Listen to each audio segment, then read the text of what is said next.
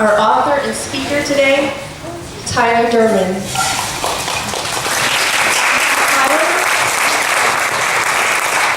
Tyler is a father of 5 children and lives in Laguna Beach. He's a former high school teacher, and he has reached over 4 million students throughout his career.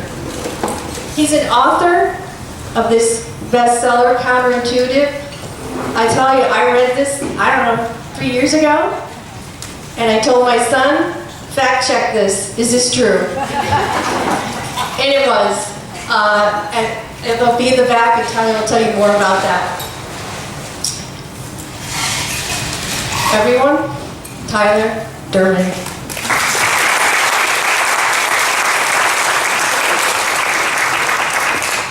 Thank you. One correction to the introduction, not her fault but mine.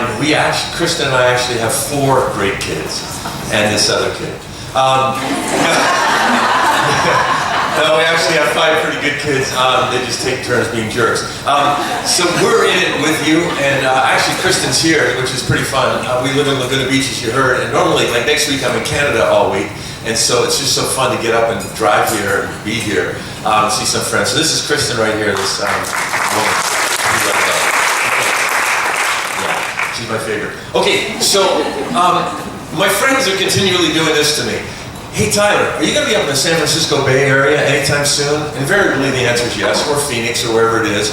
And I'll say, yeah, why? And they'll say, oh, good, because we have some friends whose teenagers just went nuts, and we told them you'd stop by and help. And I'm like, you told them this? And they're like, yeah, they'll feed you. I'm like, oh, okay, I'm a guy. Medium rare ribeye, I'll show up. So I went to the end of a cul-de-sac, Danville, I don't know if you've heard of that little town in the Bay Area. All I knew, at the end of this cul-de-sac was a house, and inside the house lived Linda and Rob and their 14-year-old daughter who was out of control. That's all I knew.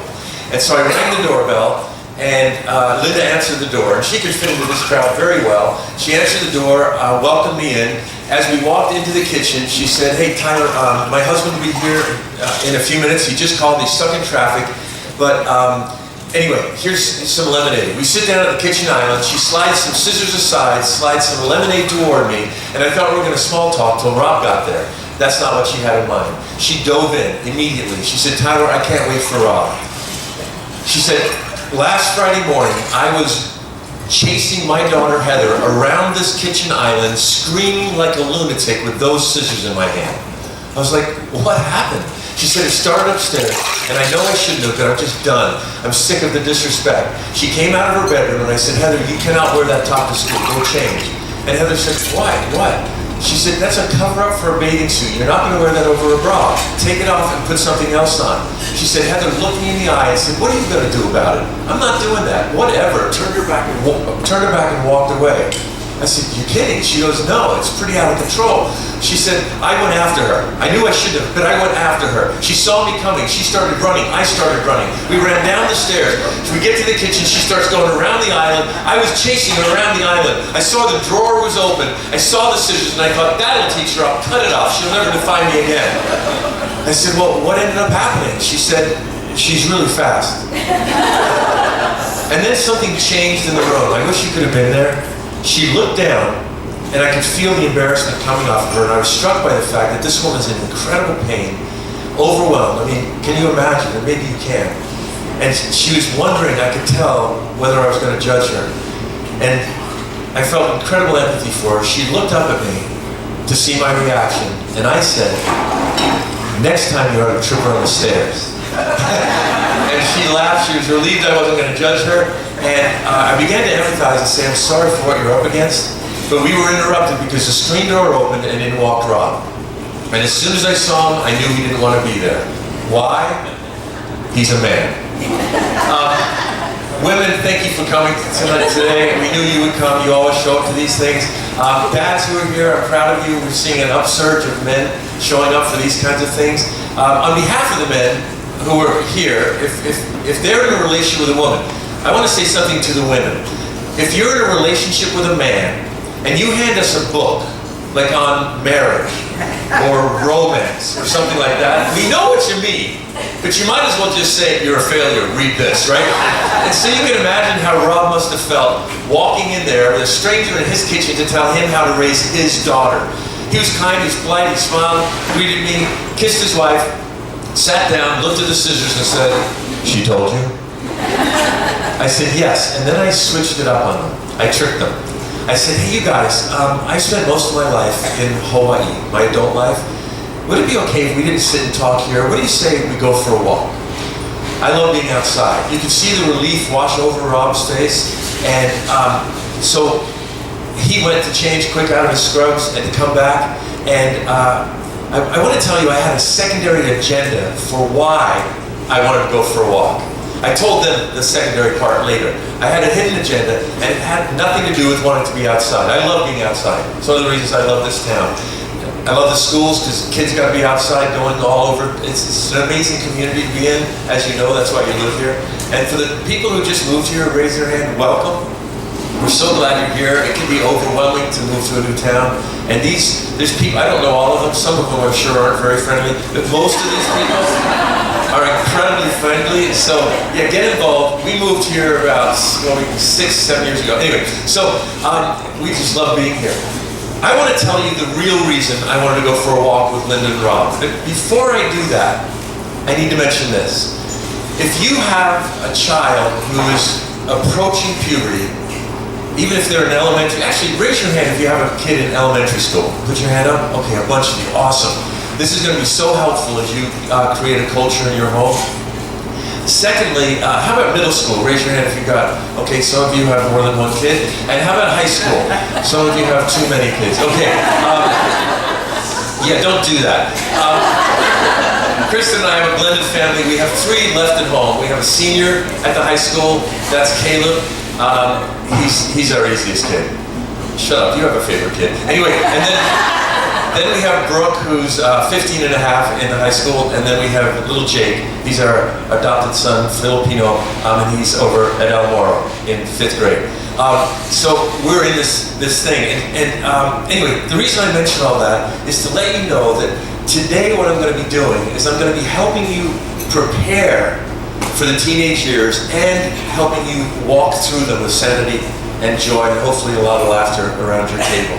But I want you to know where the content I'm going to be giving you comes from, because it's a very atypical source. I was excited when Linda was sharing how overwhelmed she was because I knew I had solutions.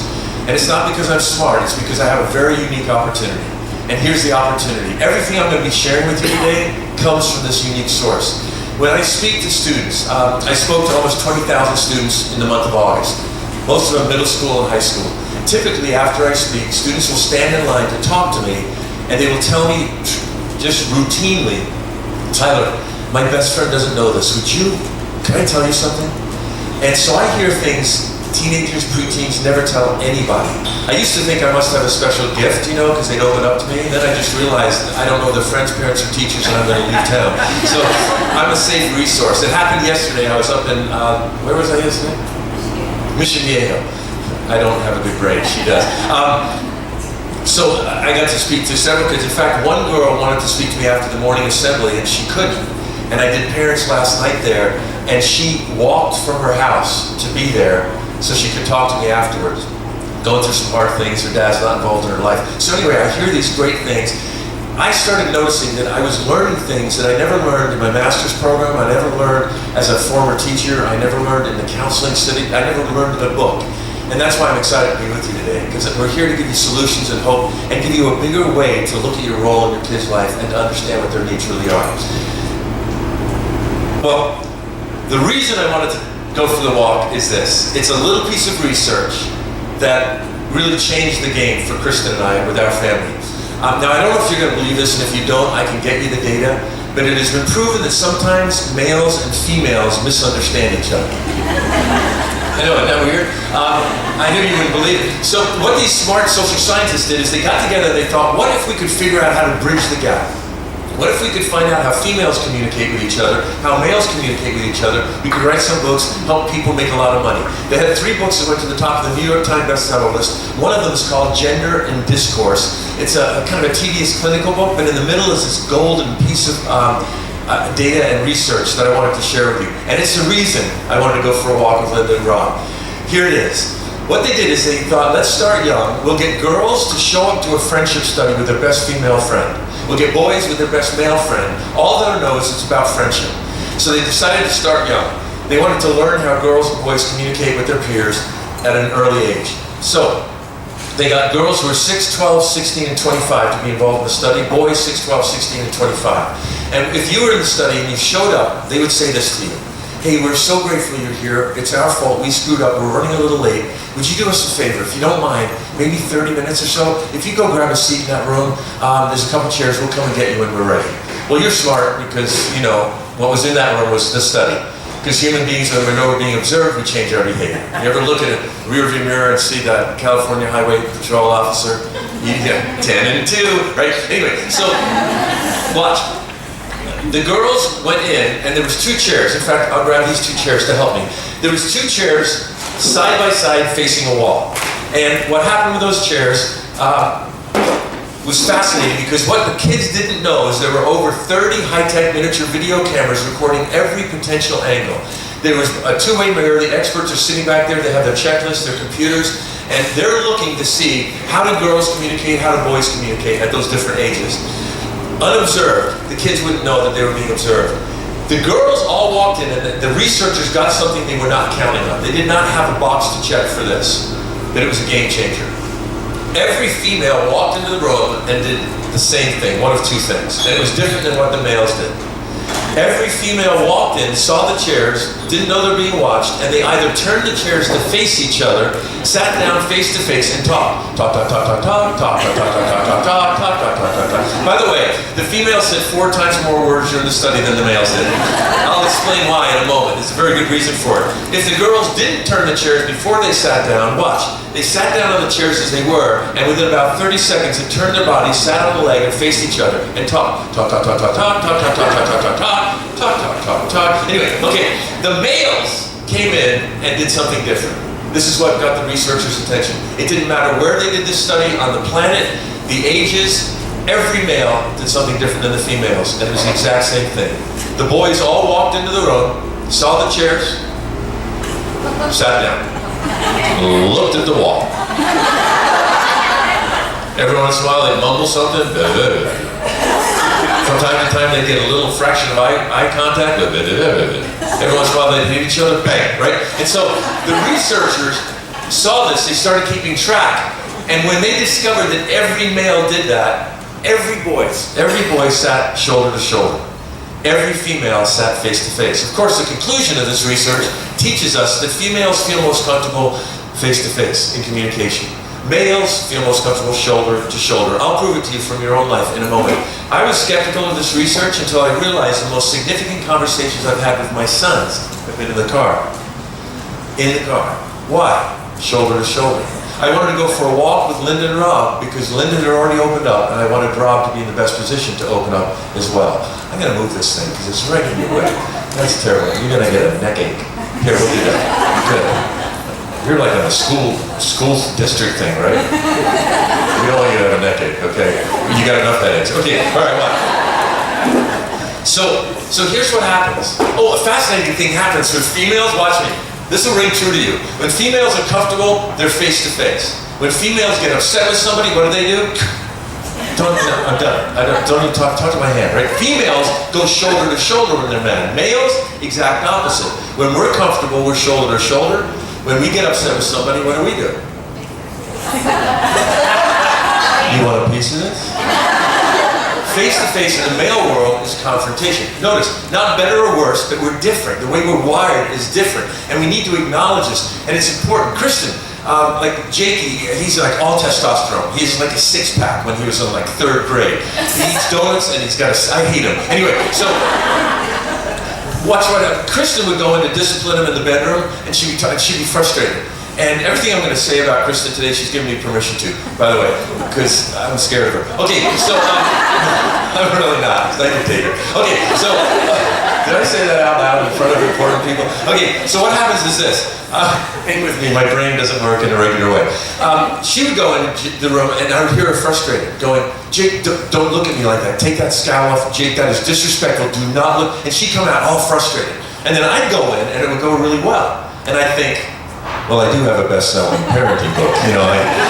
No, she's so much smarter than me. She figured it out. She goes, Tyler, oh my gosh, I've been doing it wrong. I said, what do you mean? She said, you know that research.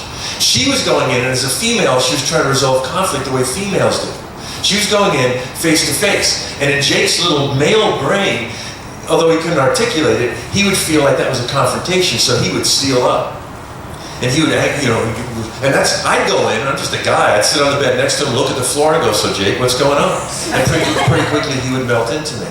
Caleb, who's now almost 18, and he, a number of years ago, maybe 4, 5, 6 years ago, went through a hard time, but he wouldn't talk about it. I happened to be on the road, and Kristen tried a couple of times to get Caleb to open up about what was going on inside of him. He's a very sensitive soul, super proud of the kid.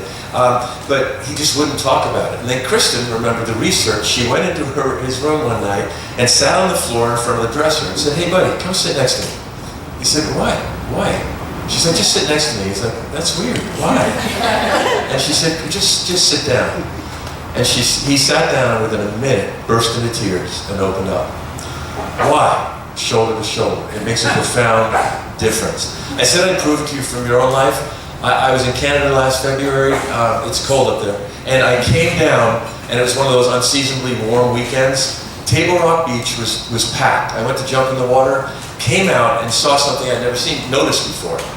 The beach was packed, and there was 3 distinct groups of girls, I don't know, high school and college, maybe 10 or 12 girls, and they had laid, in each of the groups, laid their towels down in a flower petal pattern, and they're lying on their stomach, up on the elbows with their heads toward the middle, talking.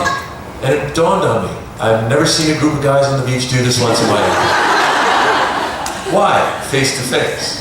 So if you want to connect with somebody of the opposite gender, we've got to keep these things in mind. What I want to do is I want to come back to Rob in a moment. I want to give you these components today that I think will be the most helpful for the use of our time. What time are we supposed to be done? 10:15? Okay, I want to honor your time, and I'm hungry. Okay, so we'll get out of here on time. So what happens is this. I want to talk about communication for a few moments to understand, because one of the things we all want is to be close to our kids. I mean, that's what I want. I want to walk in the room and have my kids stand up and salute and say, Captain, my captain. You know, isn't it what we all want? I want my kids to wear a t-shirt to school with my face on it that says, my dad, my hero, right? We want that kind of intimacy, but what you're going to discover today, and this is important, what you're going to discover today is the way we build intimacy with our kids as they move through puberty and beyond is counterintuitive. It goes against the way we build intimacy in any other relationship in our lives. We'll get there. But the heart of any connection with any human being has to do with communication. So I want to give you some hints of things that high school students tell me about their frustrations with their parents.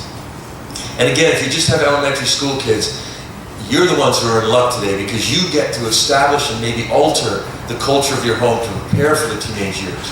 If you already have teenagers, you're screwed. Okay, so no, this will be super helpful to you too. And we'll give you a strategy of how to turn things around.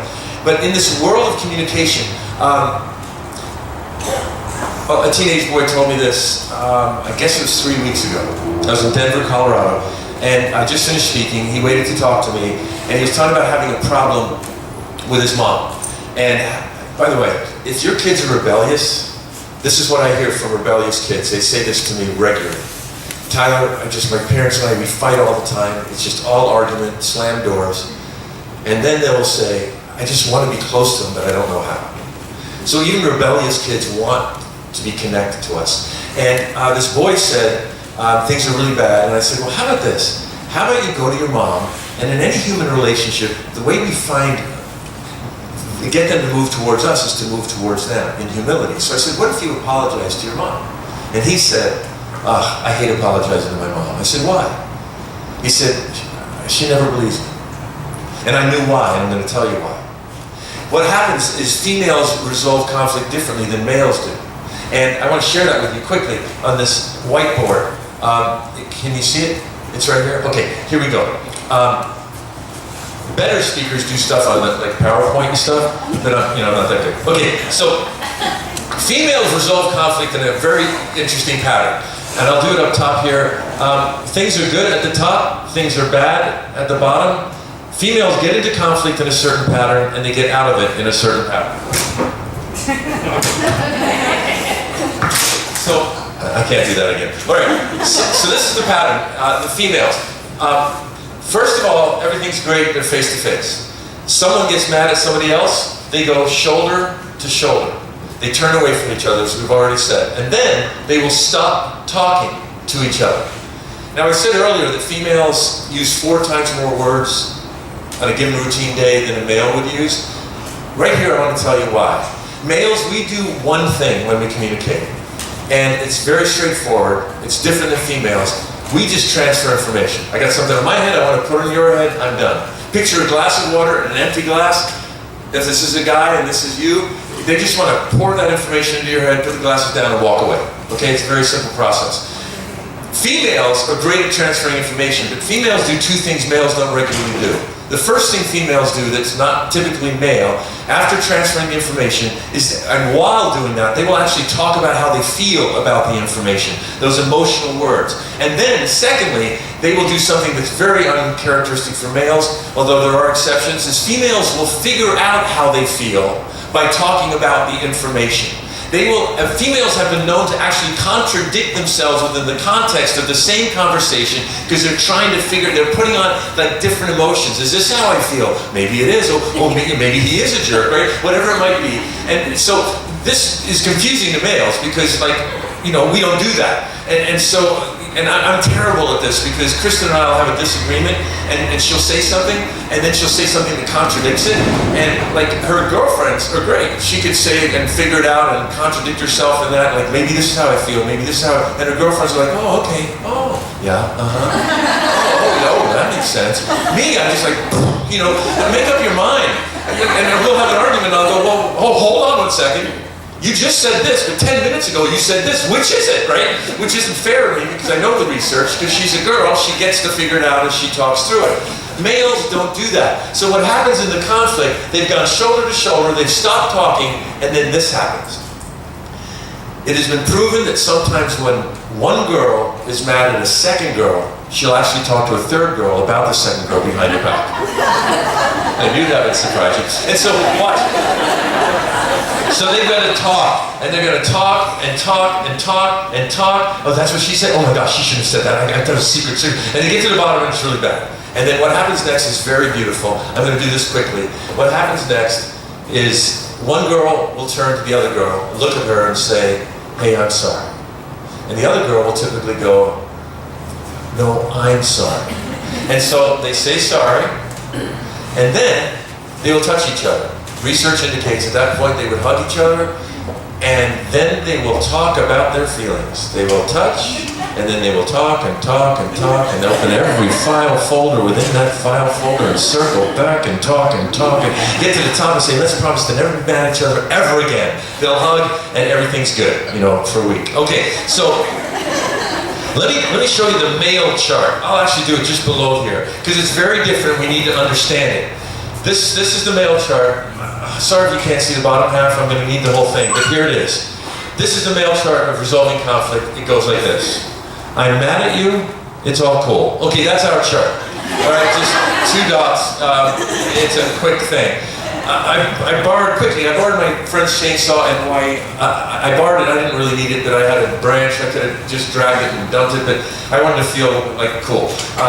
And my friend can actually make things with his hands. If you make things with your hands, I'm jealous of you.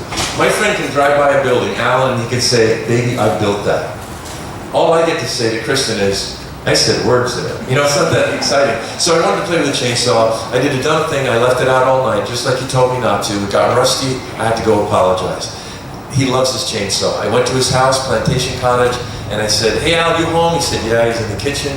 And I stepped into their house, I said, I'll just wait here, my shoulder facing the kitchen door. This is how males apologize. He came out, I glanced at him. I didn't go face to face, that's confrontation. I just glanced at him and I said, hey Al, I owe you an apology. He had a dish rag, he threw it over his shoulder and he went like this. "What'd you do to my chainsaw?" I said, "I'm an idiot, I'll go to Home Depot, get you a better one. I'm just so stupid." My best friend went, "Ugh." And that does not mean I want to hug you and touch your hair. And so he did this, and then just typical male behavior. He turned around and stormed out of the room. I did not follow him. Why? I'm a guy. I knew he didn't want to chit-chat about his emotions at that particular moment. I just let him go. Now, mothers are famous for going, "Oh, no, you don't. You come back here. We're going to figure this thing out," right? And then that guy would grow up and marry somebody, and his wife would come on back here. Right? "What are you, my mother?" You know. Anyway, so what happens is this: I let him go. He's in the kitchen working through his emotions physically, slamming drawers, cabinets, the refrigerator, making a smoothie on a higher speed than necessary. He finally comes back out. I'm still facing my shoulder. I just said, "Al, I'm really sorry." He had 2 glasses in his hand, and he said, "You know what? Don't worry about it. You want a smoothie?" And it was done. We didn't hug. We didn't touch. We didn't talk about our feelings. I didn't say, "How did you feel when I said the word rust and chainsaw in the same sentence?" Nothing. We were just done. So you can see the problems that this can cause in our relationships with our kids or other people. And that boy, he didn't feel like his mom believed him. Why? Because this is how that conversation probably went. Here's the boy, here's the mom. Watch my body language. He's shoulder to shoulder because he's going to say sorry. She's shoulder to shoulder because they've got some problem between them. Here we go. He'll go, "Hey mom, listen, I'm sorry about that whole thing, I'm just sorry." And she'll go, "Well, thanks for saying that." And you say, "You're welcome." And then she'll say, "So like what was going on there with all that stuff?" And he'll go, "Just said sorry, can we just kind of..." And she'll go, "No, you were so upset, I just want to understand what were you feeling and everything, because I don't want you to be upset, I want to understand so we can figure it out so it doesn't happen again." And he'll go, "Mom, this is why I don't like apology. I said sorry, can we just drop it?" And she'll go, "Well, if you're sorry," and she has something good to say following that, but she doesn't get to say it, because when he hears, "If you're sorry," he turns and goes, "If I'm sorry?" And he's facing her, and she thinks she's getting somewhere, but she's not. "If I'm sorry?" And she'll go, "Well, maybe that tone of voice tells me you're not sorry." And he'll go, "Well, you know what? Maybe I'm not sorry." And he'll turn around and storm out, and she'll walk away going, "I knew he wasn't sorry," right? Why? Just different. Male, female, different. Not better or worse, less or more beautiful, just different. And so when we talk to our kids, we need to understand, we need to approach it differently. If you have a child of the opposite gender, you need to enter into their world based on this. So moms, you need to resist the temptation to want more. Because what you're communicating to your son in that male world is, "I don't really believe you, you gotta convince me." And he's gonna get frustrated. And dads, we have to enter this world. This one. I had to apologize to Brooke. I had to apologize to my daughter because I hurt her feelings legitimately. I didn't mean to, I was frustrated. You ever been frustrated with your kids? You ever been bugged? Shut up, you have, right? You remember Linda chasing her daughter around the kitchen island? Okay, I think we would all be surprised if we knew how many of us in this room have done something like that with our kids. We just don't talk about that at lunch on Tuesday, right? We don't put that on Facebook. "Ooh, hit your sister again, click, post," right? We don't do those kind of things. We paint this beautiful picture. You know, we don't sit at lunch and go, "Hey, how you doing?" "Oh, I hate my son so much, I went in his room and stole his money," right? We don't tell those stories. We don't say those stories. "Oh, you think that's bad?" My daughter doesn't know it yet, but when she left for school, I spit in the back of her hair, right? We don't tell those stories. If you're laughing, it's because you've had those thoughts. But we're in this thing together. And so I had hurt Brooke's feelings. I was annoyed with the boys. We were arranging the room, Container Store stuff, so expensive. That's just, don't shop there. And so, no, actually, it's very helpful, but I had spent too much money, and finally an hour into it, we're almost done. Brooke walks in, bless her heart, this was a few years ago, and she says, "Appa." Appa's Korean, my wife, so they call me Appa. And so, hi Korean back there too, we have a Korean friend. Sonia, that's more of a Korean name than Kristen. Okay, so what happens is this. I'm frustrated, Brooke comes in and goes, "Hey Appa, why don't you put those things in there, slide those things under there?" And what I meant to say was, "Sweetheart, that's why I love you. It's not even your room and you're coming in to try to help, but I think we've got to figure it out." Kristen saw it. What I actually did was this. No, we got it. And I went back to it, right? Didn't even realize, dumb guy, that I dismissed her like she was important. Kristen goes, "You better apologize." And I was like, "Oh my gosh, I did that." I had to go to her bedroom and knock on her door. And then I had to open the door. She's sitting on the bed. And what this means is I had to enter this world. And then I had to bring her desk chair up to her bed. And I had to sit facing her. And when I said, I'm sorry, you don't deserve that, I had to touch her knee. And then we had to talk about our emotions. For like 7 minutes, we had to talk about our emotions. And then we hugged. And then I walked to the door and I turned back and said, good talk. And she went, like, oh, one more, okay. All right. And I walked out the door and I was like, I'm so tired. Why? Different. Not better or worse, just different. If we're going to love our kids, we need to enter that world. One more thing about communication. I want to challenge you, and from this point on, some of the things I'm going to tell you are going to be cultural changes. Some of the things I'm going to share with you will not fit in the paradigm with how you see family and you see your relationship with your kids. What I'm going to share with you is a shift, a new way to look at things. It comes from the things teenagers have told me they long for and need. And at this point, I need to just ask you to be willing to go, maybe there's something to this, and I'm going to open my heart to it. Well, the first thing I'm going to share with you isn't cultural shifting, but it's a new way to look at communication. The greatest, or let me say this, one of the greatest ways of showing another human being that we care, and we want our kids to know we care.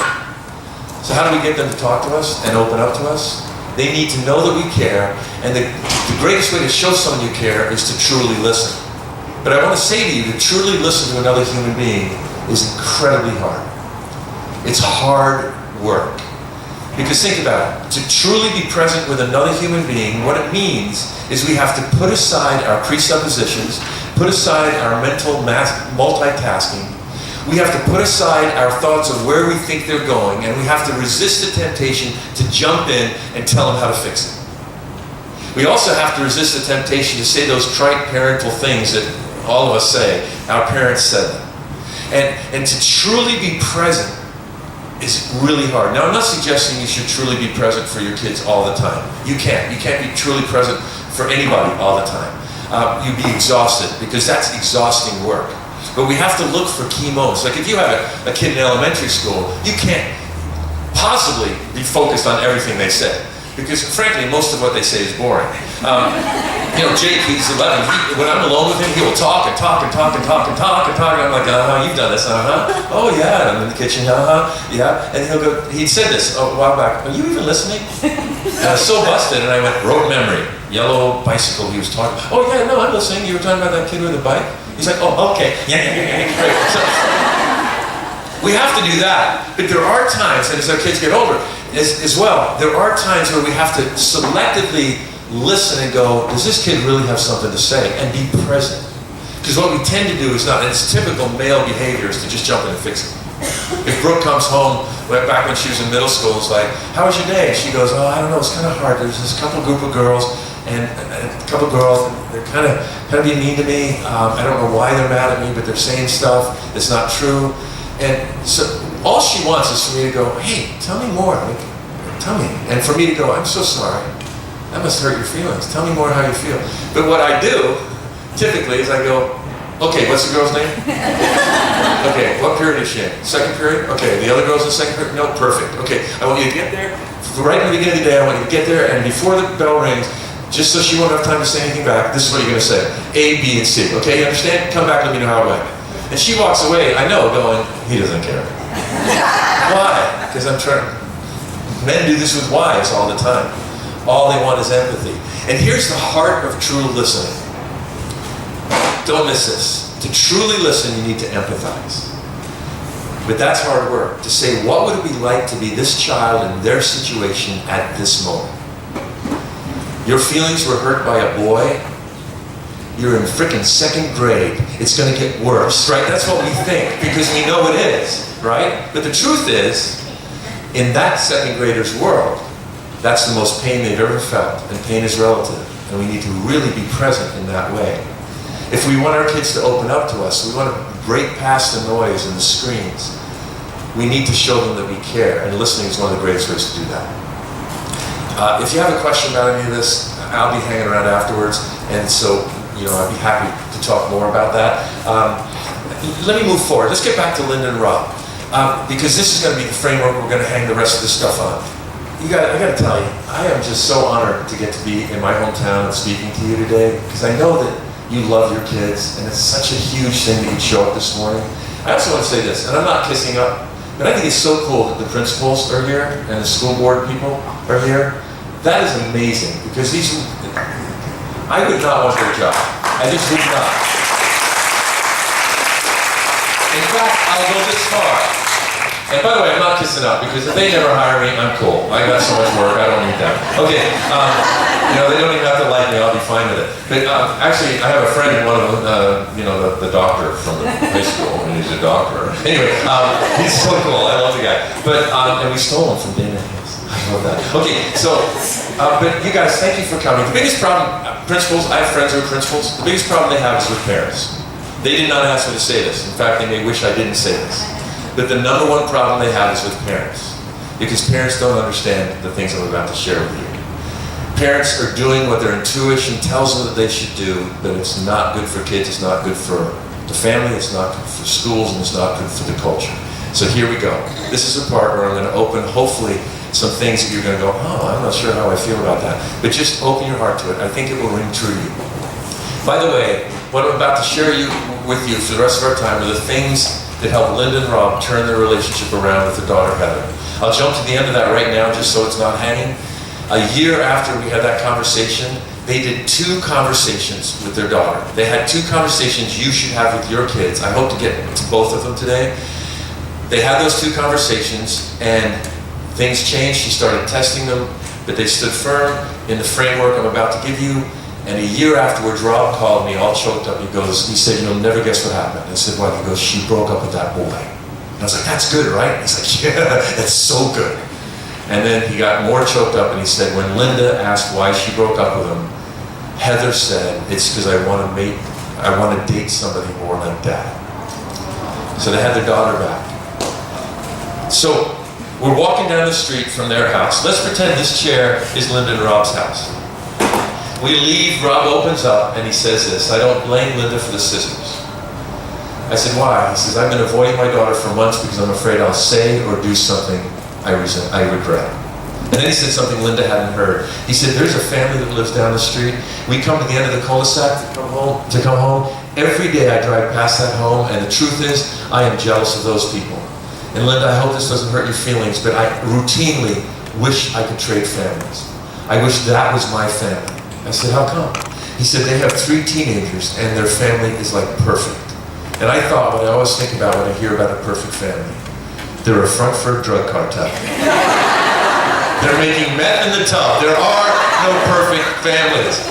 I smiled to myself, and they began to tell stories. We walked down their street. We get maybe 8, 10 houses down their street, and it was perfect. I couldn't have written this any better. As Linda's telling a story, we're interrupted by a voice to the right, and the voice says, well, hi, neighbors! And we look up, and I knew this was the family Rob was talking about. They're sitting on the front porch on a Friday evening with 3 teenagers, mom and dad, having dinner. Sweet happiness dripping from their silverware. Little gleams of light shining off their smiles. I hated these people instantly. The dad says, hey, we're having salad, we got plenty, come on up. I'm thinking, salad? I don't trust anyone who eats salad on a Friday night. And Rob goes, no, we're just on a walk. And under his breath he goes, can you see why I hate them? And I could. I looked at their mailbox to see if it said Stepford. Anyway, and so we keep walking. We go down, and we're about 20 minutes out, we come back, and as we get to this house, a profound thing happened. Now, let's let this chair represent what we all want. Linda and Rob were living with something we don't want. And if you're here today and you're living with that, I promise you, there is always hope. There really is. There's answers and solutions. None of us want that, and maybe you're here today because you're afraid of that. This is what we all want. Now, I don't know if that family is great, but let's let this represent that. We get back to this house. Linda's wrapping up the last 2 sentences of a story, and Rob did an interesting thing. He looked at the house. Now, the family was no longer on the porch. I don't know, they were inside or they'd gone to do a drug deal. I don't know. But he looked up, and he didn't know I was watching him, and he took a deep breath, sighed, looked at the ground, and shook his head and went, Linda finished. I said, hey, you guys stop for a second. Rob, what was it? He said, well, oh. And he asked a profound question. He said, Tyler, I don't get it. I said, what?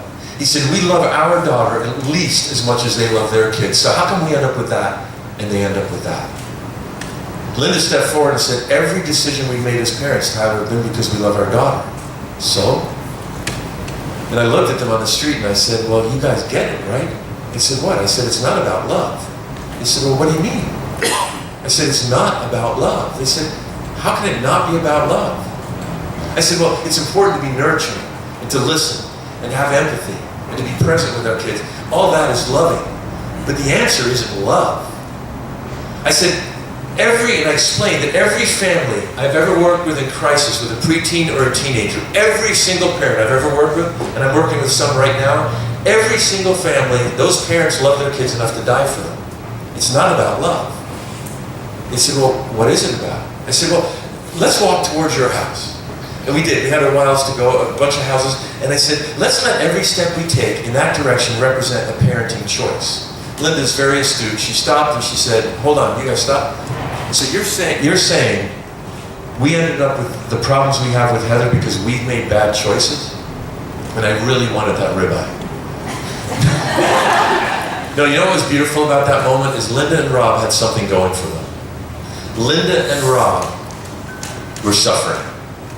Our culture hates suffering and hates pain. We anesthetize ourselves to it. We distract ourselves from it. Suffering is a gift. And you look back at your life, chances are the greatest lessons you've ever learned have been from the hard things you've gone through. And in our culture, there's this mentality that our role as parents is to protect our kids from suffering and to make it easy for them. I'll say this, Caleb, when he was a freshman, it was years ago, had a long-term math substitute. And arguably this guy wasn't going to be very good. And he wasn't going to be great. And Caleb really wanted to do well. And so he came home and said, oh, the substitute's really bad. And Chris and I were like, oh, we're sorry.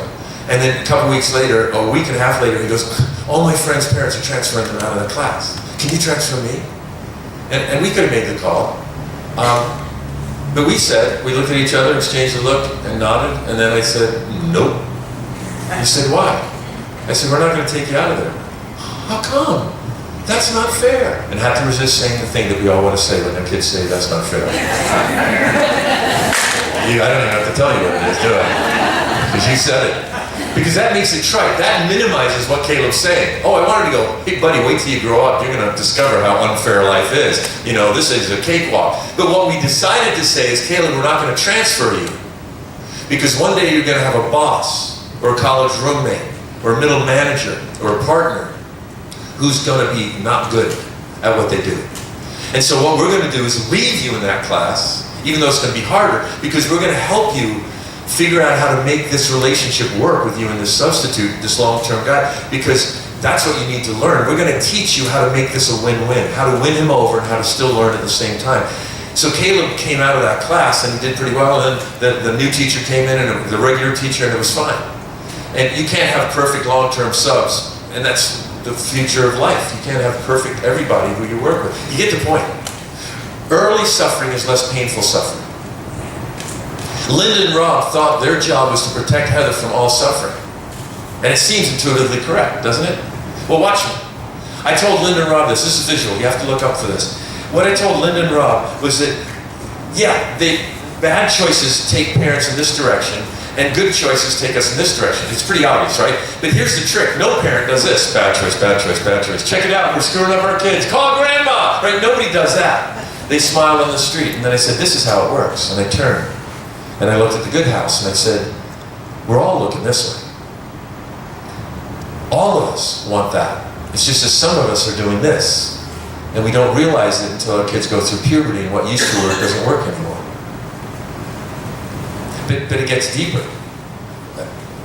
You and I, every human, we make the choices we make because we believe or hope that that choice will take our lives in a good direction, right? Little philosophy here. Like you came today, I don't know why you came, but you came today because you hoped coming today would make your life better, or you believed it would, or you wouldn't have shown up. You may have come because you're in pain and you want solutions. You may have come because you have fear about the future.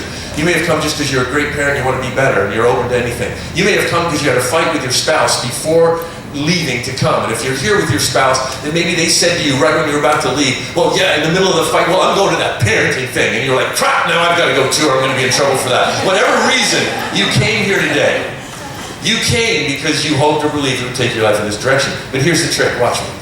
You know the guy in jail for stealing a car because of his heroin addiction so he could part it out and get cash for more heroin? That guy in jail, watch me, stole that car because he believed stealing would take his life in this direction, in his framework. Here's the key. He was just wrong about what he believed. If he believed he'd get arrested and put in jail, he wouldn't have stolen the car. And here's the key moment for us. We love our kids, but what's so important isn't our love, although that is important and valid. What's more important is how we see our role in our kids' lives. Because if we have confusion about our role in our kids' lives, we're more likely to be inconsistent. I told Linda and Rob when we were cutting through the ribeye, I said, can I tell you a 40-second story? They said, yeah. I said, okay. When I was in college, I had a summer job painting dorm rooms. And on my first week, I went over to this like styrofoam thing with water in it, and I was pouring water. It wasn't break, I shouldn't have been doing it. But the big boss, not my boss, but the big boss walked through at that moment, saw me drinking water, and came over, and I thought I was so fired. And he said, hey, would you pour me some? And so I did. We talked for 14, maybe 16 minutes about a new sitcom we'd seen the night before, starring Robin Williams, called Mork and Mindy. And we laughed and talked, and I was thinking, this guy's awesome. And then, you know, he finished his thing, and then he walked away, and I thought, that's the best boss in the world. Next time I saw him, we're walking, it was break, I'm with one of my buddies, taking our break, and he walks through and he goes, hey, I don't pay you to drink water, get back to work. And he walked out, and I thought, that guy's moody. The next time I saw him, he came over, we talked about Mork and Mindy for maybe 8 minutes, I don't know. And I went along with him, and he walked away, and I thought, that guy's a jerk. Why? Because you never know where you stood. Linda leaned forward and said, oh my gosh, that's what I did to Heather all the time.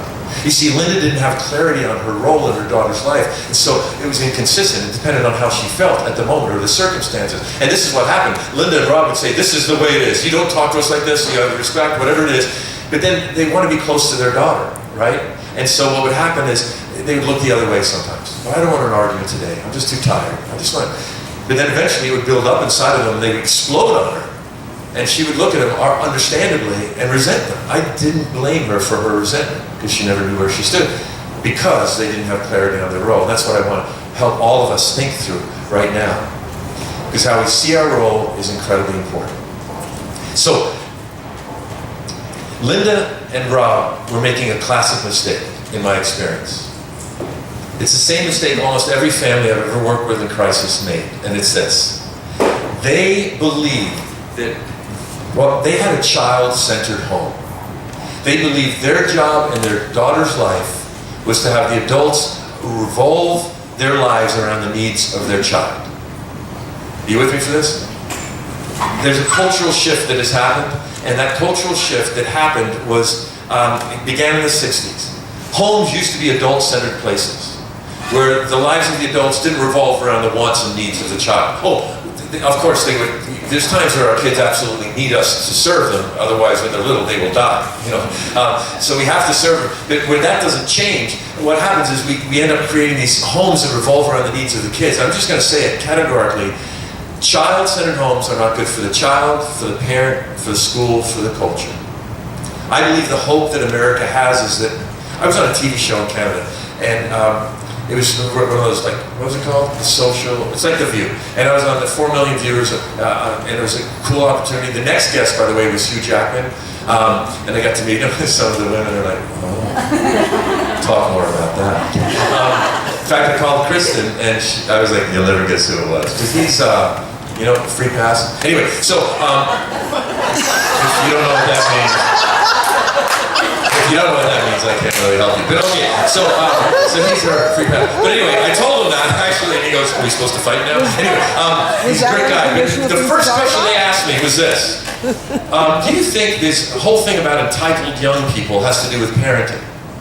My segment was 9 minutes long, which is a long time for a TV segment. And I said, we don't have time. But I'll just say it, yes, categorically it has everything to do with parenting. And it comes back to what Linda and Rob thought. They thought their job was to make and keep their daughter happy, to protect her from suffering, to make home the happiest place in the world. They were trying to be miniature Walt Disneys, and they were exhausted. And that worked when their daughter was little. But there's got to be a transition that happens. By the way, quick test. If you want to know if you have a child-centered home, here's the test. What happens if you're having an adult conversation and your kid walks into the room? If that adult conversation immediately comes to a screeching halt and becomes about the child, chances are you have a child-centered home. If they come in and they say, excuse me, and they wait until you address them, and you go, yeah, what was it? Okay, yeah, go ahead. And then you go back to your conversation, chances are you have an adult-centered home. Now, I'm not saying we shouldn't stop, and there aren't times where we need to be interrupted by our kids, because there are. But it's a mindset of how do we see our role in our kids' lives. And here's another test. Who holds the remote control when your family's all sitting in front of the TV? Who's in charge of that? Or you get in the car, who's in charge of the music? Right? Fortunately, our kids have an eclectic taste. They like the Beatles, and if they didn't like the Beatles, they wouldn't be allowed to live in our house. There's no pressure, but they don't eat without the Beatles. And so, but like they listen to all this kind of music. But Brooke, she's great. She loves music. She's so musical. She sings the whole deal. Then one time I picked her up from dance, and she gets in the little Mini Cooper and turns on the radio, and then adjusts it. And I turned off the radio. She goes, what? I said, you can't just come into this world and make it about you. We're working with that on Brooke, right? Because she's a very big, gregarious person who forgets that there's other people. And so, but she's had a huge shift in the last few months. But because we love her, we have to once in a while push a little reset button and say, hey, it's not about you. Make sense? So, Linda and Rob were making this classic mistake where they were trying to protect their daughter from all suffering and make her happy and be her best friend. But they were wishy-washy and inconsistent because it depended on how they felt. When they brought their daughter home, this is what we do. I'm going to erase this here. When we bring our kids home from the hospital, we essentially do two things. Sorry, this is taking time here. We essentially do two things with our kids, right? You remember pie charts? Some of you use them. Okay, for those of you who can't see, I'm just going to do a pie chart. All right, it's a circle, and I'm putting a line right down the middle. When we bring our kids home from the hospital in the following years, we do two things. 1, 2. Now hang with me for this. We do these two things, and they're important that we do them. Nothing wrong with them. We need to do them. The first thing we do, number 1, is we provide. We give them food, clothing, we keep them warm, diapers, the whole deal. As they start crawling, we continue to provide. And then we also, secondly, we do number 2, which is protect. Right? We protect our kids. When they start crawling, we shut the door, or so they don't go into the street. We put a gate at the top of the stairs. We put those little plastic things in the plug holes for our first child. If you've had more than one kid, you know exactly what I'm talking about, right? You know, like they drop, the first one drops their pacifier, you're like, oh my God, burn it, I've got another one. And we shove it in their mouth. The next kid drops it, we're like, oh, crap. Shove it back in their mouth, you know? Our third kid, we're like, I don't know where it is, go suck my truck tire, it's the same thing. You're driving me nuts, right? So we get a little bit more liberal as the kids get older. So we protect and we provide. But what happens, and this is key, as our kids approach puberty, we need to be doing something else. We need to put a third piece in the pie. And this is I'm gonna state the obvious here. But watch. To include this third piece in the pie, look what happens to piece number 1 and 2. As we put in number 3, providing and protecting has to get smaller. We have to do less providing and protecting to do number 3, which is, I'll write it here, which is to prepare. Our whole job is to prepare our kids' lives so they're ready to live life without us. Make sense? Because one day, that's all there is. We've done what we can do, and we can influence them, but it can't just be about protecting and providing. Here's the problem with this. As they get older, piece number 3 has to get bigger and bigger and bigger. And so by the time they're ready to leave home, we do very little providing and protecting. And it's all about preparing. But the catch with this is, and this is a little shift for the way you think maybe, it was for me. 1 and 2 feel really good to us. Doesn't it feel great? Because that's what we're made for. And we love it when they're little. Because we have to do this. This human being will literally die if we don't do this. Kristen and I now have a 2 grandsons, and we just went back east. She's 40 and has grandkids. I love it. Way to go, Tyler. Anyway, so watch. So we have this little baby we held. His name is Nate, and he's just 2 weeks old. And he's so cute. And it's cute because he's tipping this way, his head goes this way. Tipping this way, like this. I was like, do you love your granddad? Yes. No, I didn't do that. Anyway, so just this vulnerable little baby, but that feels so good. And as they continue to grow, it feels so good to protect and provide. But we can't prepare our kids unless we're willing to do less of these 2 things. And so here's an illustration, an example. Kristen called me years ago, and Caleb was only, I think, 5th, 6th grade, and she said, I've been doing a dumb thing. I said, what? You're so smart. What did you do? She goes, I've been taking Caleb to school, and I drop him off, and he gets out of the car and goes through the open window, Mom, I'm so sorry. Please don't be mad. And he means it when he says it. That's the one who means it. And he says this, I forgot my lunch again.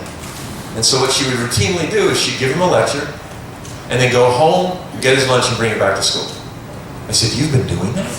She goes, yeah. I said, I can't believe it. What are you going to do now? And she goes, I'm not doing it anymore. I said, cool. Call me when that happens. I want to hear about it. And she goes, okay.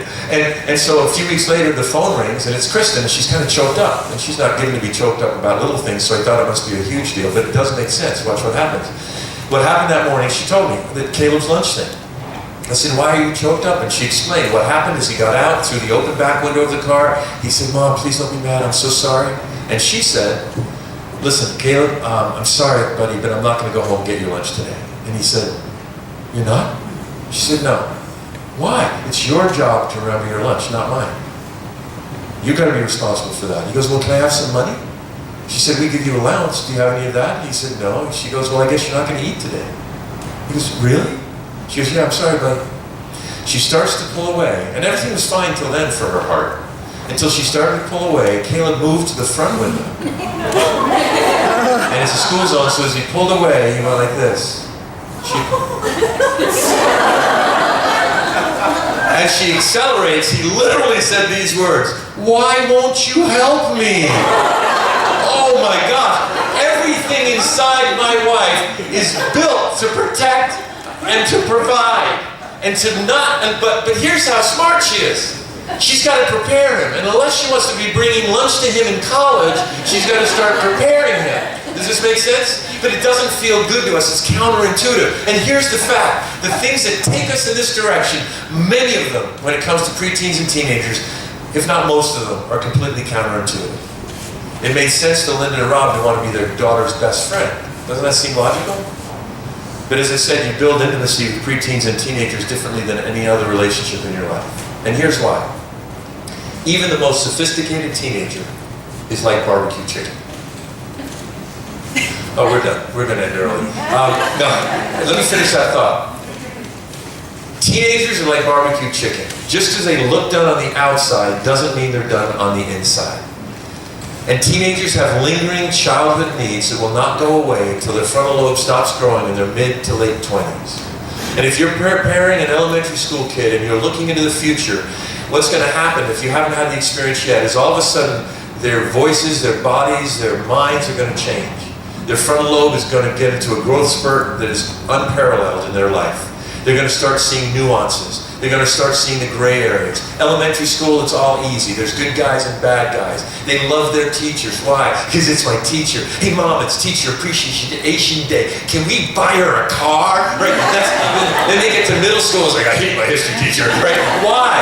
Because they're starting to see that even good people have bad in them. And their world gets really complicated. Their peers have more influence. They start to see hypocrisy. And the reason they're so sensitive to hypocrisy is because they see it in themselves and in their friends.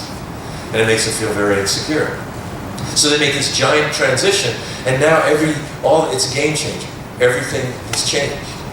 And so in high school and middle school, we need to have clarity that they are not done on the inside.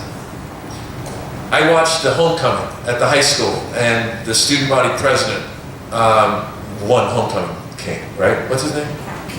Cal. Right. Cal's brother, I guess, did that before, right? I think, is that right? Yeah. Cal's family here? See, they don't need this. Anyway,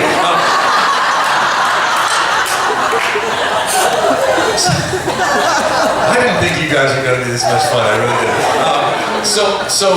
But I watched that kid, and I thought, he looks done.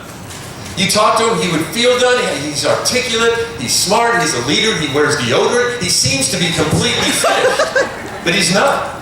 He has got lingering childhood needs, and here's the key. The greatest felt need that kid has is the need to feel safe. One of the first students to hire me to speak at a school over, just over the hill here, it's a Canyon High School that's the one here in Orange County. This is 20-some years ago. I met this kid at a leadership conference, and he was sophisticated. He hired me, he booked me, he brought me in, he introduced me to 2,200 students. Afterwards, I was telling the kids, he waited. I thought he was going to walk me to the car. He didn't. His name is Josiah. He said, Tyler, could I talk to you? I said, oh, okay.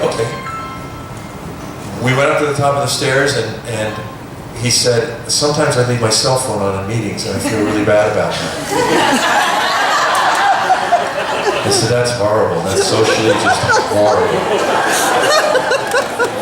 I don't know whose that phone was, but that was fun. Okay, so we get to the top of the stairs.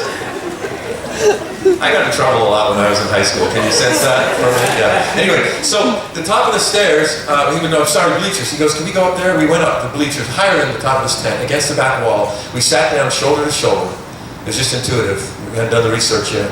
And he leaned forward with his arms on his knees, and he said, Tyler, there's just something I need to tell you. Somebody, can I tell you? I said, of course. And the first tear fell when he said, my dad doesn't love me. I said, well, what do you mean? What he said next was so counterintuitive that I couldn't, like when I got to my car, my rental car, after talking to him, I kept repeating it in my head. I got a gas receipt, I turned it over, and I wrote word for word what he said, because it went so against what I thought a teenager would really want. This is when I started documenting what I was learning from teenagers. Here's what his answer was. When I said, well, what do you mean your dad doesn't love you? Quoting him, Josiah said, well, here's the thing. My dad lets me get away with pretty much everything. He buys me whatever I want. He never disciplines me. Isn't it weird to think that a teenager would want more discipline or ask for it when all they seem to want is more freedom? Counterintuitive. The reason he's saying that is because he's not done on the inside. He needs his dad to be clear that his dad is not his peer, but his parent. And I don't mean in an authoritarian way where his dad's just like, my way or the highway. He needs nurturing. He needs those things we talked about earlier, empathy, listening, all those things. But he needed his dad to be over him. Why? Because he's not done on the inside. He knows he needs someone stronger than him who's willing to take a stand and back it up. And what happens is it's confusing to us as parents because we so want to be close to our kids. But as I said, you build intimacy with preteens and teenagers differently than any other relationship in your life. And if you have little children and you're sitting here going, they're not teenagers yet, you're not dealing with all different stuff. Oh, you're going to start dealing with this stuff soon. And that's the goal today, to help you prepare for that. The more you know ahead, the better. There's always hope, but watch.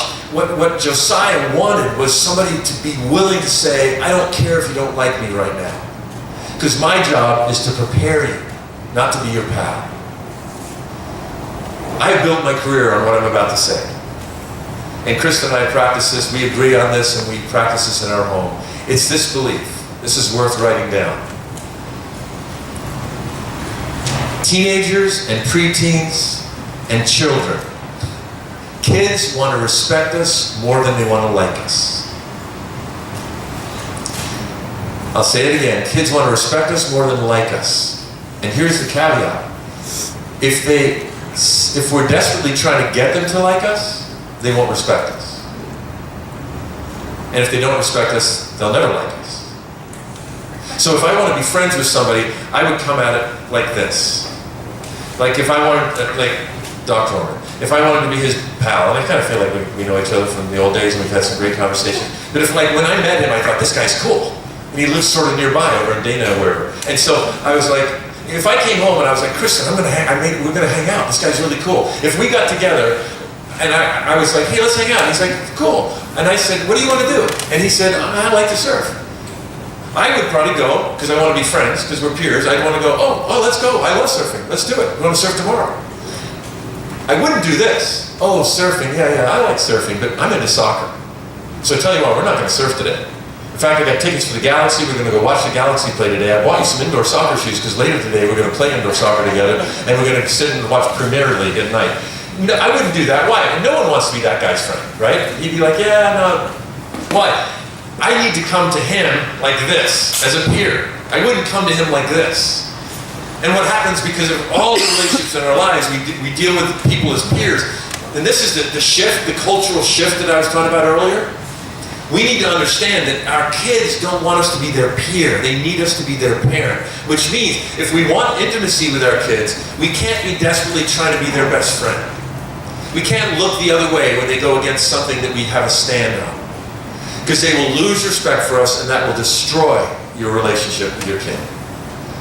I said I built my career on this, and it is this fact. My job, if I'm not speaking to parents or to corporates, people who, I go there to help people who have corporations and those working parents are stressed and they don't talk about it at work, but it's affecting their productivity. And so I'll go in to where they are because they can't come to a meeting like this and they're too tired to read a book or go to a night meeting. So if I'm not in front of this kind of audience, I'm in front of a school full of people. Yesterday was a middle school. Usually, about half the time actually, it's a high school. And so when I go into high schools, my job is to have a microphone for an hour with 1,000 or 2,000 or 3,000 kids who don't want to be in the room. That's my job. And so I've learned a lot by making a lot of mistakes. But this respect issue is huge. I spoke at a school a number of years ago that was third and fourth generation gang kids. It was a really tough school. And 3,200 kids. The principal wanted to have 4 assemblies for the sake of safety. He didn't want a riot to break out. And I talked him into having 1 assembly and hiring some security guys. I said, that would be best for your school. He's like, well, let's try it. What's the worst that can happen? I said, a kid dies, it's fine. And so, no, we don't want to laugh at that. Some of you are rolling your eyes like he really meant that. Anyway, I'm probably going to offend somebody. But anyway, watch what happens. Of course, I would never make that joke, but we did the 1 assembly, and here's what I knew. I knew I was going to be tested right away. And sure enough, it happened. By the way, I also knew, and the reason I was so excited to be involved in this assembly was I knew I was going to be the only Caucasian in the room. And the reason I mention that is because my favorite audiences are audiences of color. And like I speak in Bakersfield pretty much every August, and most of those schools are 85, 92% Hispanic. And I love speaking to those audiences. One kid actually walked in and he went like this. He lowered his collar and he had a gang tattoo on his neck. And he saw me, and obviously I was a speaker guy, and he walks in and he goes, hey, what are you going to do about it, buddy? But you win that audience, Hispanic audience, over predominantly, and I don't know how to explain it. I need to find a better way, but you tell them stories and you get them laughing and they just become like children. They become so sweet, so cute, like they'll even poke each other. And you just want to hug them and kiss them on the head. They're just adorable. I love that transition. My favorite audiences are African American audiences because those students are huge in their reaction. You win them over and they laugh. They'll stand up and lean on each other and go, no! And they're laughing. It's like Friday night at the Apollo. They'll get down in the front row and hit the floor and lean on each other. It's total bedlam, but I love it. You get a bunch of white and Asian students laughing. They're like, oh, very clever. I see what you did with that come around, sir. Very clever. So I was excited for this day. I went in, but I knew I'd be tested. And I'm going to tell you this story so that you'll understand how it applies to you and your kids and the issue of respect in your kitchen. What happened that day is a kid, 20 seconds into my first story, stood up. He had a baseball hat on backwards, and I saw the motion. That's why I knew who it was. That's a huge group of humans. He stood up, 20 seconds in, he went, "You suck!" And everyone laughed. And in my head, I thought, that's a broken window. You see, I think disrespect with children and teenagers is like a broken window. Malcolm Gladwell talks about a study of sociological belief called the broken window theory in one of his books. And the way it goes is this: if you're in charge of an urban area and a window gets broken, you better fix that window, because if you don't, pretty soon all the windows are going to get broken. Those small crimes will lead to larger crimes. Well, it's controversial, but Giuliani, when he became mayor of New York, really believed this. He went in and he told his chief of police, and people were so upset about it. He said, I want all the resources we can to go to these 5 things. People jumping the turnstile to get into the subway for free, the squeegee men who wash windows at red lights and force people to pay, public urination, graffiti, and any vandalism, and keep your eye open for broken windows. You track large and small crime in New York at that point, and it dropped to a historical low and stayed that way for 12 years.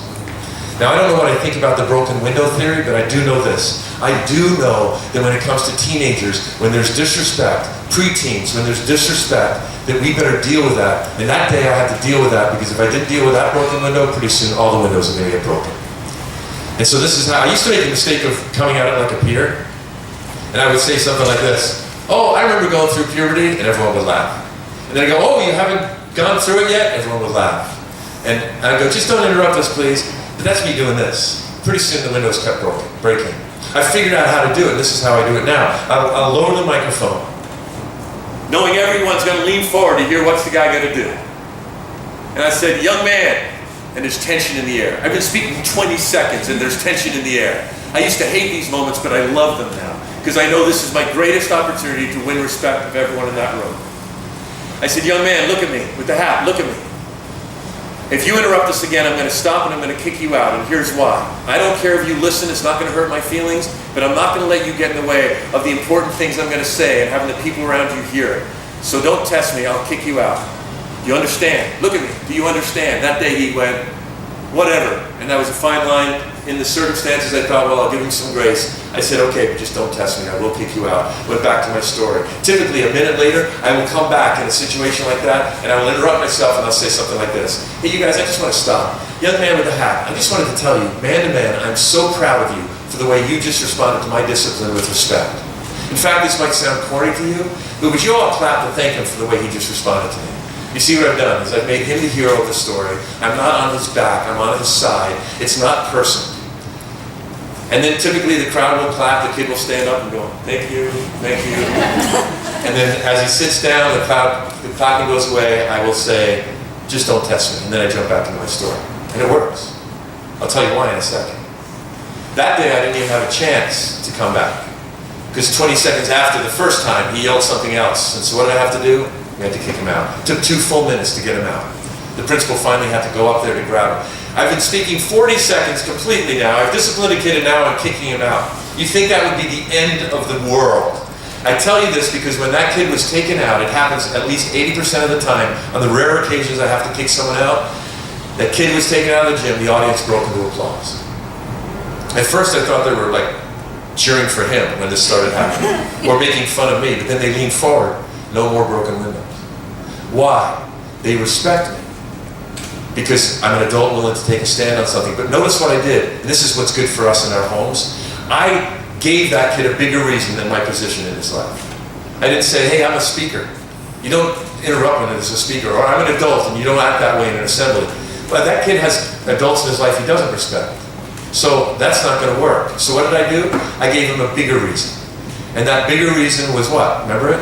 I'm not going to let you get in the way of the people around you hearing the important things I'm going to say. In our own house, the important reason we give is this. Our job is to prepare you for your future, and every relationship you have in your future is going to be built on respect. And if I allow you to be disrespectful to anyone in our family, I'm not loving you well. So now there's a consequence for your disrespect. Make sense? And so, in your relationship with your kid, it's got to be all about respect. I'm going to take the last few minutes here, up until 10:15 or earlier, to give you the best thing I have to offer you today. And it's a conversation. Here's the question. Does anyone have a question about anything I've said, by the way, so far? Let me just tell you, when it comes to screens, what I'm about to tell you about will help you. And this will help you remain on your kid's side and not their back. Now, I want you to know, it may sound like what I'm proposing to you today is this militaristic kind of, like general over the soldier kind of an attitude. Please look in my eyes. It is not that at all. We have incredible intimacy in our relationships at home. Brooke literally tells us everything about the boys she likes, about what's going on in her life. Caleb talks to us about, he'll get on the phone with Kristen and we'll be driving and he'll go on, and finally she's like, it's just I can't get him off the phone, and hang up, and then she'll go, but he's 17 and he's talking to me, right?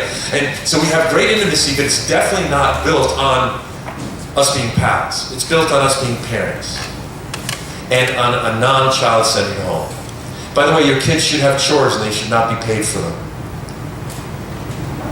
Chores are like a little reset button every day in your kid's life that says, the family doesn't exist for you, you exist for the sake of the family. The world doesn't exist for you, you exist for the sake of the world. The most respected longitudinal study in human history was done by Harvard. And they studied infancy past midlife. And the adults who, according to their framework, were the most successful and healthy in the later part of their life had something in common when they were children. They all did chores, every one of them did chores when they were kids and were not paid for them. Your kids should get allowance, and it should not be associated with the chores.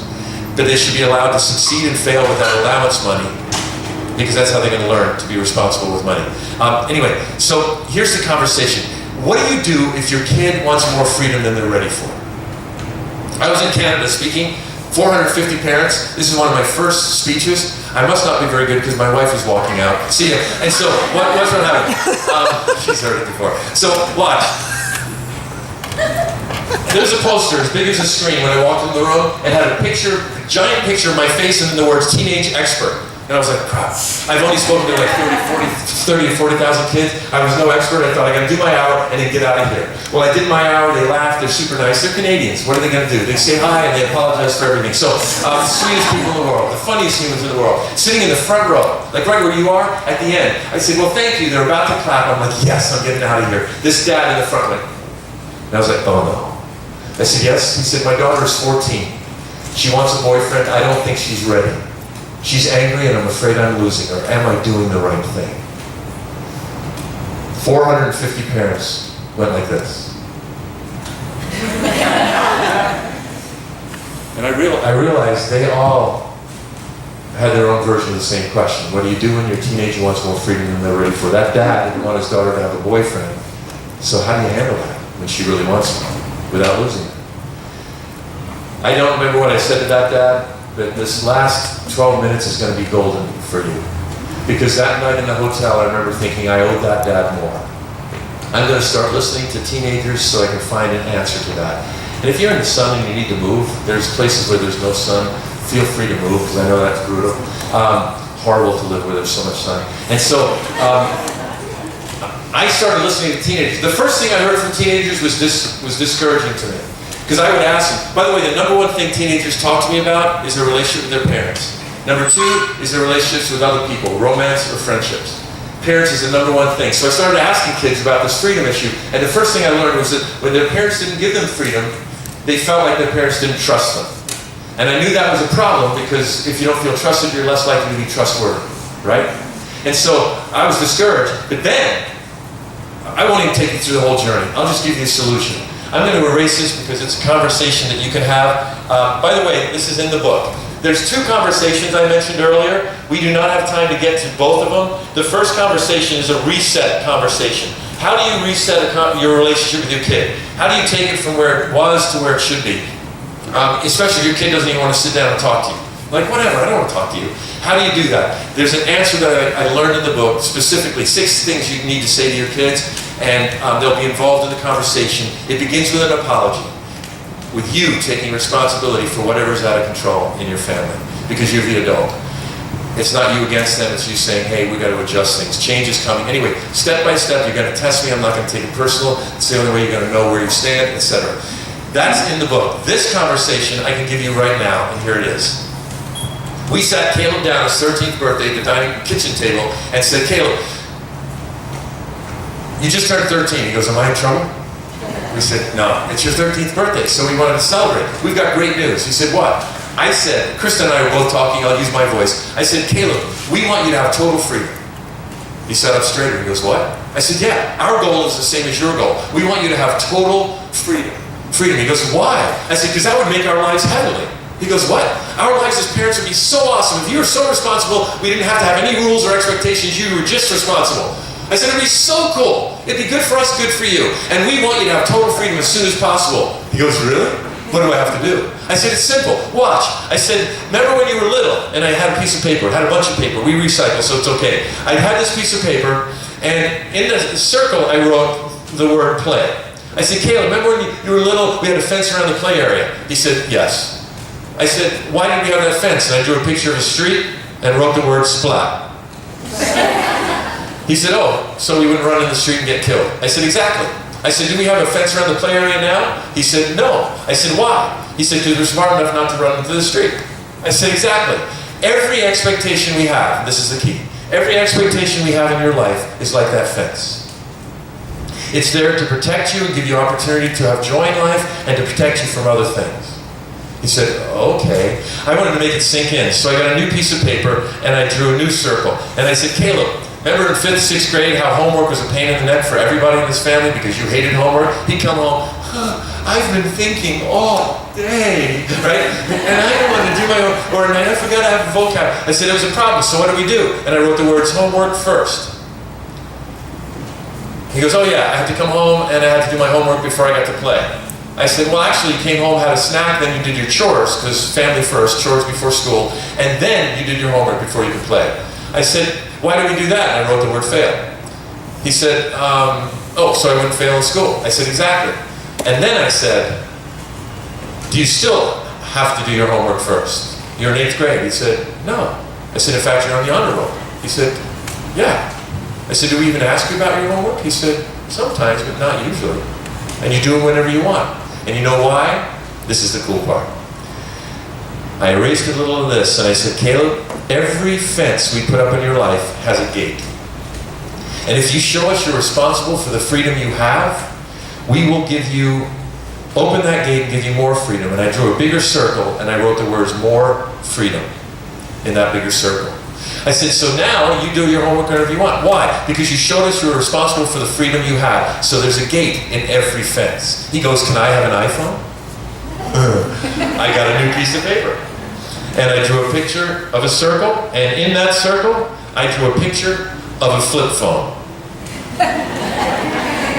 I'm sure Caleb was the only kid in Laguna Beach with a flip phone at the time. He hated this flip phone, texting the letter C, 1, 2, 3, right? He hated it so much.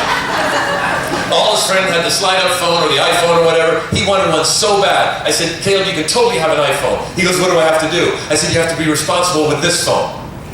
He goes, what do you mean? I said, when we call you, it has to be charged and you have to pick up. The reason you have a phone is so that we can call you. Having a phone is not a right, it is a privilege. And we will take that phone away. He says, well, what if I pay for it? I said, we will take that phone away, even if you pay for it. I said, because why? Because we gave you the food that gave you the nutrition to pick up that phone and bring it to your ear. And that phone is ours. And by the way, your bedroom is not your bedroom. It's my future office and I'm letting you use it for a while. And he smiled. I said, you can have that phone. You can't be on it in the morning. You can't walk around with earbuds in your ear all the time. If there's other people in the house, in the room, you need to take those earbuds out. Even if you're not talking, you're going to be present. We believe in being present. We're going to limit your screen time. Jakey right now has limited screen time. Brooke and Caleb have earned more freedom in that way. But once in a while, we've got to go, hey, anymore, you've lost balance. They're not allowed to be on their phone while they're talking to somebody. We don't let them have earbuds or on their phone when we're driving somewhere. Why? Those are when we have the greatest family times together. And we tell them it's because of family. We went on vacation for 2 weeks a couple summers ago, and we told them you get an hour of screen time before we go to the beach and an hour later, and that's it every day for the next 2 weeks. Caleb was like, what? And he got so frustrated. And then I said, why are you so mad, Caleb? This is family time. He goes, well, I like listening to music when I go to bed. And I listened, we listened, and I said, you know what, you're right, buddy. I tell you what, if you're listening to music after the lights are out and you're not on the screen, that's fine. Because that's how he does it. I said, but you can't wake up and be on that screen. You get it 2 hours a day. At the end, they reported to us it was the best family vacation we've ever had. We played games, we sat around and talked, we had a pellet gun, we were shooting targets in the backyard. It was an awesome time. Screens get in the way of intimacy. Anyway, but we can't control it, because we're the parent, not the peer. So, I said, oh, and Caleb, one last thing. We're almost done. I said, I drew a dollar sign. He said, what does that mean? Brooke had joined the conversation, by the way. We said, you can't talk. We're talking to your brother, but you can listen.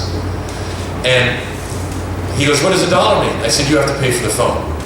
He goes, I do? How much is that going to cost? I said, $650. That's what it was at the time.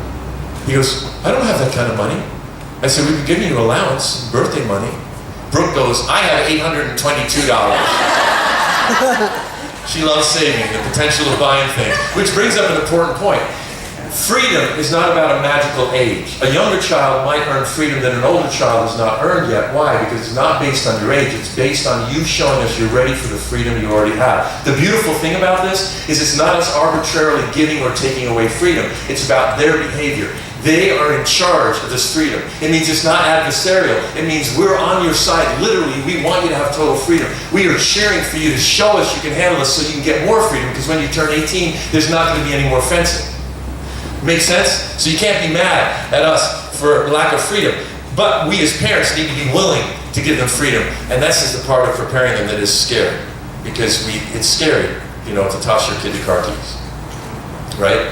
But Brooke recently lost her phone, or she was almost going to lose her phone, and we talked to her, and I said, Brooke, you're almost 15 and a half.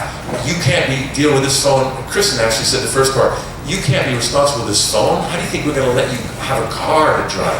And I said, you expect me to get my body, the only body I have, into a car that we purchased, that you don't own, and sit in the passenger seat and let you have the key and the steering wheel in like 2 weeks? If you can't handle the phone, the car thing ain't happening, right? And why? Because she's got to earn the freedom to be responsible, to gain greater responsibility. So Caleb went across the street and worked that following Saturday for the lady across the street. Are we recording this? Oh yeah, she's a great woman. And so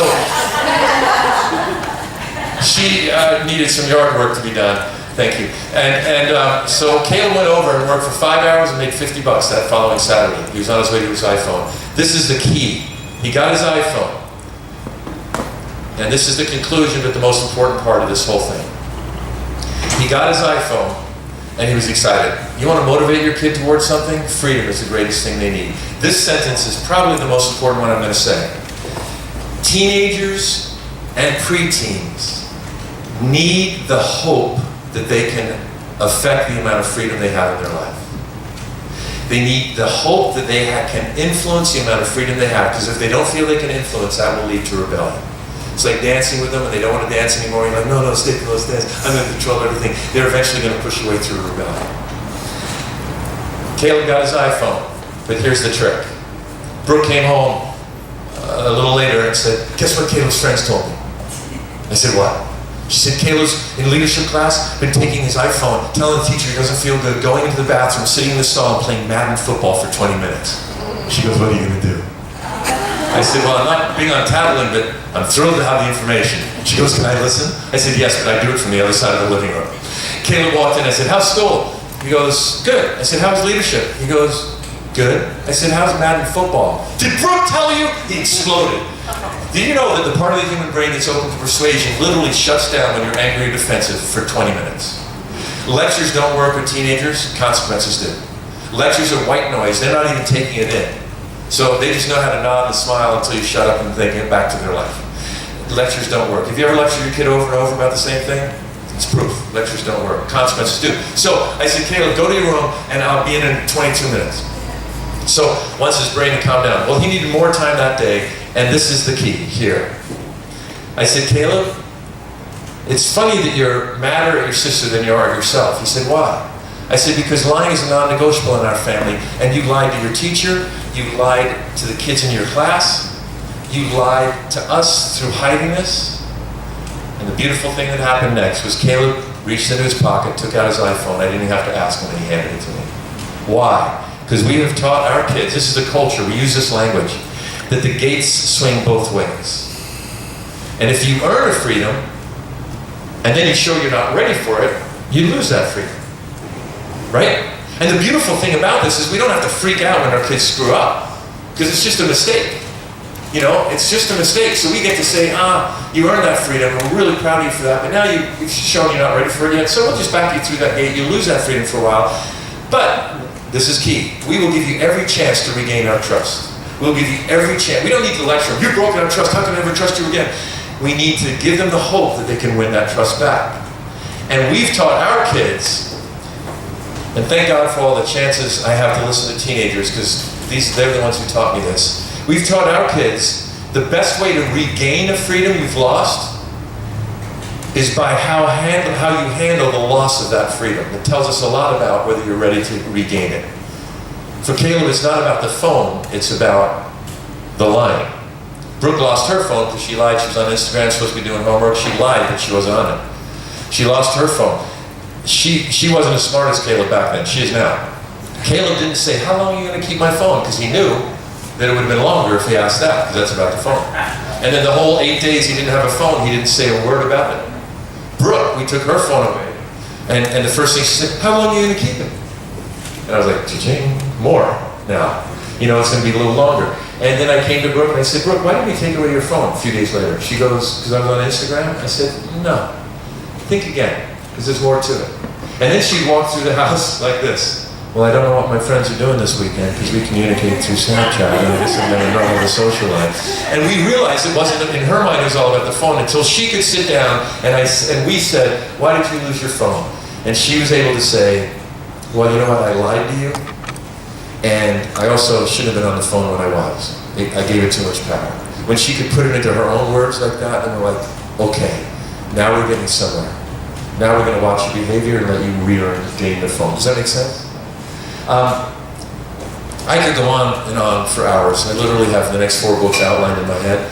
I want you to know, if you go to Hope, there's free videos online on Facebook. We've created a Facebook page for you. We're not trying to sell you anything. There's lots of little 2 to 3 minute videos. And if you just go to hopeforparents.com, that's my corporate site for the work I do with corporations. But if you scroll to the bottom, you'll see the social media. Hit the Facebook button. Hope, F-O-R-parents.com, hopeforparents.com. That's where you'll find that Facebook page. And there's one video in there you're going to want, because I made it so you can show it to your kids. And it's about this. It's 2.5 minutes. Why their words are not the most important thing when they talk to us. That it's not about the words, it's about body language, face expression, and tone of voice. You ever have your kids say, what? And you go, don't talk to me like that. And they go, I just said what? Don't you hate that?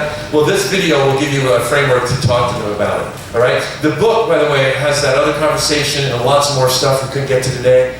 Just so you know how the book works, it's $13 for one. If you want to buy a second copy for someone who's not here today, I'll sell it to you for $7. But don't get in cahoots with somebody. Here's $10. I'll see you in the parking lot. I mean, it's only to help us spread the word. That second book, I'll be outside. I'll sign it for you to make it worth 25 more cents at the garage sale. And the chapters are short enough for men to read on the toilet before their legs go numb. Okay? We take credit card and check and cash, and if you don't have any money, talk to me. We'll find a way to get you the book. Coffee Talk, this is a beautiful thing you do. Thank you so much for having me. I'm grateful, and that's it. You guys, thank you so much. Let's get out of here.